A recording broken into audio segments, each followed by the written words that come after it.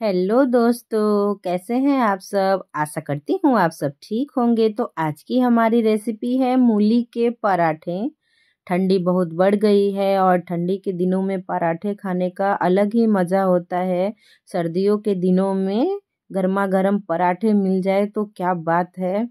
तो आज हम बनाने वाले हैं मूली के पराठे, जो खाने में बहुत ही स्वादिष्ट लगते हैं और इसे बनाना बिल्कुल आसान है। हम कच्चे मूली से ही ये पराठा बनाएंगे, उसे भूनने की कोई ज़रूरत नहीं है और ये फटाफट से बन के तैयार हो जाती है। तो आप सुबह सुबह बच्चों के लंच बॉक्स में भी इसे बनाकर दे सकते हैं और गर्मा गर्म नाश्ते पे इसे बनाकर खा सकते हैं। हरी धनिया की चटनी के साथ यह बेहद खूबसूरत लगता है। तो चलिए हम चलते हैं बनाने की तरफ। तो यहाँ हमने फ्रेश मूली ले लिए हैं। तो ये मूली हमने 500 ग्राम लिए हैं और इन्हें अच्छी तरह से हमने रगड़ रगड़ कर वॉश कर लिया है। अब हम इसके अगले और पिछले भाग को चाकू की मदद से काट लेंगे और इसके बाद हम इसे घिसेंगे। मूली हमारे बहुत ही फ्रेश हैं तो इसे हम छीलेंगे नहीं। अगर आपके मूली थोड़ा गंदे हो, मतलब देखने में थोड़ा वो बड़े बड़े वाले होते हैं ना मूली, उनको अगर आप लेकर आते हैं मार्केट से तो आप उसे छील भी सकते हैं। और बिना छीले मैंने इसे ग्रेट कर लिया है ग्रेटर पे। अब मैं इसे एक बड़े से बर्तन में ट्रांसफ़र करूँगी और सारे मूली को ग्रेट करके हमने बड़े से बर्तन में ट्रांसफ़र कर लिया है। तो यहाँ हमने 500 ग्राम मूली लिया है ग्रेट करके और यहाँ कुछ हरी धनिया की पत्ती को हमने बारीक काट लिया है। 4 हरी मिर्च को हमने बारीक काट कर ले लिया है और आधा इंच अदरक के टुकड़े को हमने यहाँ पर कूट कर ले लिया है।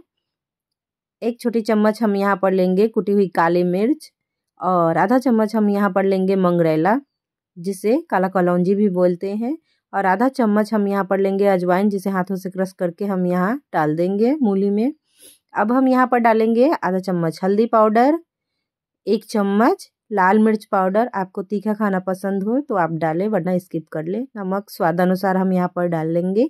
अब हमने यहाँ पर ले लिया है 500 ग्राम आटा। 500 ग्राम मूली के लिए हमने 500 ग्राम आटा का प्रयोग करना है और आटे को हमने अच्छी तरह से छान लिया है। पूरे आटे को एक साथ हम नहीं डालेंगे, थोड़ा थोड़ा करके हम आटा को डालेंगे और हाथों से अच्छी तरह से मसलेंगे ताकि मूली और मसाले सब एक साथ आटे में मैश हो जाए और थोड़ा थोड़ा करके हम पूरे आटे को लगा लेंगे।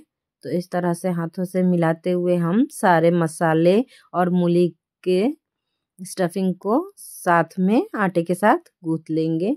आपको लगे तो आप थोड़ा सा पानी ले सकते हैं, बट इसमें पानी की ज़रूरत नहीं होती है, ये गीला हो जाता है खुद ही मूली के मॉइस्चर से। अब हाथों में थोड़ा सा तेल लगाकर हम इसे ढककर रख देंगे। आटे को रख देंगे हम 5 मिनट के लिए रेस्ट पर और यहाँ हम बना लेते हैं हरी धनिया की चटनी। तो 1 मुट्ठा हरी धनिया ले लेंगे हम और 3 हरी मिर्च और 4 से 5 हम लहसुन की कलियों को छील कर ले लेंगे। काले चने हम यहाँ पर डालेंगे चटनी में और 1 अचार का टुकड़ा जिससे हमने गुठली निकाल लिया है।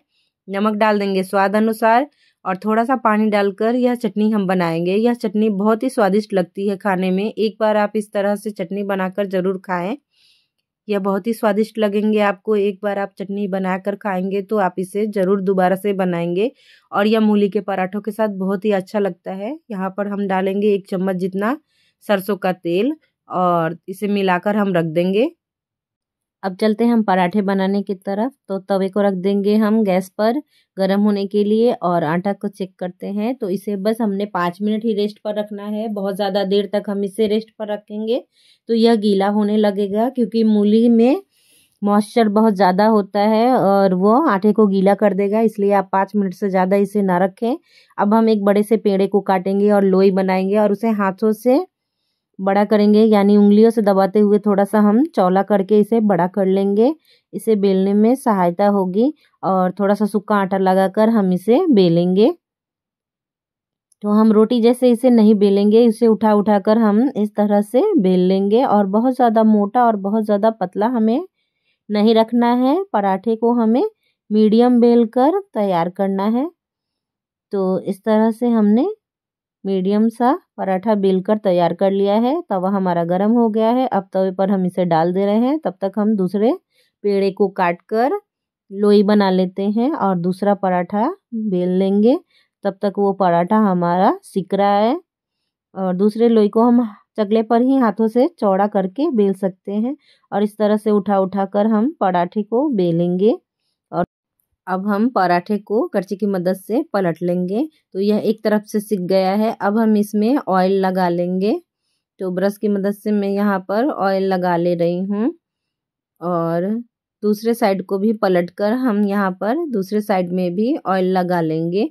और यहाँ फ्लेम को हमें मीडियम टू लो रख के बनाना है। हाई फ्लेम पर हम पराठे नहीं बनाएंगे, नहीं तो यह अंदर से कच्चा रह जाएगा। तो इस तरह से करछी से दबाते हुए हमें इसे बनाना है। आप सब देख सकते हैं ये थोड़ा थोड़ा फूल भी गया है। ये रोटी की तरह पूरा फूलता नहीं है लेकिन थोड़ा थोड़ा फूल जाता है। और इस तरह से हम करछी से किनारों को दबाते हुए इसे बना लेंगे। तो ये पराठे हमारे सिक गए हैं। अब हम दूसरे पराठे को तवे पर डालकर उलट पलट कर सेकेंगे। तो सेम प्रोसेस से हमें पराठे को बना लेना है। एक तरफ से जब सिक जाए तो ऑयल लगाकर हम दूसरे तरफ से इसे पलटकर ऑयल लगाएंगे। तो ये पराठे भी हमारे थोड़े थोड़े फूल रहे हैं।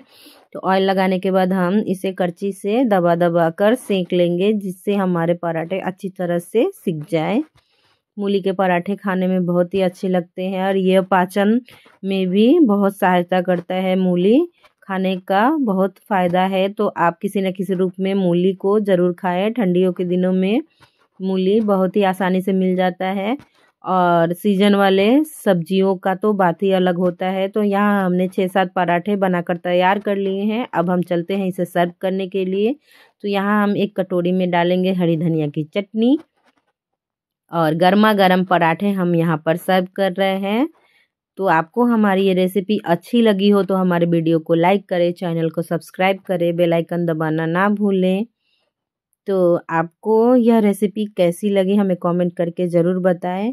अब मैं आपको एक पराठे तोड़ के बताऊंगी। यह बहुत ही नरम भी बन के तैयार होते हैं और खाने में यह बहुत ही लाजवाब लगते हैं। मूली के पराठे झटपट से बन भी जाते हैं और इसे बनाने में बहुत ज़्यादा झमेला नहीं है और बच्चों को भी यह बहुत पसंद आते हैं। तो मैं आपको इसे तोड़ के बता रही हूँ। यह बहुत ही सॉफ्ट भी बन के तैयार हुए हैं। आप सब देख सकते हैं ये सॉफ्ट बन के तैयार हुए हैं। और हरी धनिया की चटनी आप चाहे तो इसे सब्जी के साथ भी खा सकते हैं लेकिन मैं हरी धनिया की चटनी के साथ ही इसे सर्व करती हूँ। तो मिलते हैं फिर ऐसे ही मज़ेदार रेसिपी के साथ अगले वीडियो में। तब तक के लिए स्वस्थ रहें, मस्त रहें। Bye bye.